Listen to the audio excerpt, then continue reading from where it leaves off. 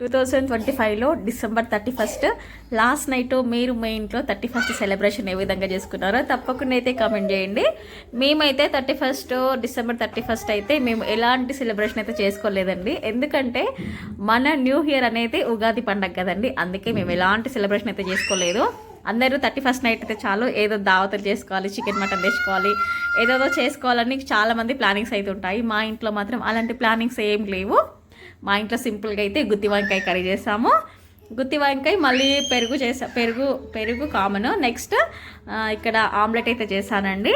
Next రాగి రొట్టెలు అయితే చేశాను. సో ఇదండి మా ఇంట్లో స్పెషల్ అయితే 31 నైట్కి. చికెన్ మటన్ అలాంటిది ఏం చేయలేదండి. నార్మల్గా గుత్తి వంకాయ కాంబినేషన్లో రైస్ లేకుండా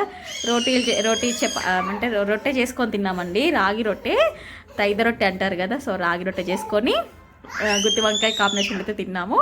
నెక్స్ట్ ఎర్లీ మార్నింగ్ అయితే లేచేసి చక్కగా స్నానం చేసుకొని ఎలాగో స్కూల్కి వెళ్ళాలి కాబట్టి నాకు లంచ్ బాక్స్ కూడా కావాలని చెప్పేసి లంచ్ బాక్స్ కోసం అని చెప్పి ఇక్కడ నేను అరటికాయ వేపుడైతే చేశాను. అరటికాయ వేపుడైతే చేశాను. చక్క అన్నం అయితే తినేసి మాకైతే స్కూల్ ఉందండి. జనవరి 1 లాస్ట్ అప్పుడు మేము కాలేజ్కి వెళ్ళేటప్పుడు హాలిడేస్ ఉంటుండే. ఇప్పుడైతే లాస్ట్ ఇయర్ నుంచి జనవరి 1 అయితే హాలిడే అయితే పెట్టట్లేదంట. సో స్కూల్కి అయితే ఎలాగో వెళ్ళాలి కదా అని చెప్పేసి సో జనవరి 1కి స్కూల్కి అయితే వెళ్తున్నాము. ఇక్కడ అయితే స్కూల్కి అయితే బయలుదేరానండి. కొంచెం స్కూల్ లాంగ్ ఉంటుంది, నడుచుకుంటే ఎటు వెళ్తానని చెప్పేసి. అయినా ఈరోజు చలి బాగా ఉంది, విపరీతంగా మంచి అయితే చాలా కురుస్తుంది ఇక్కడ.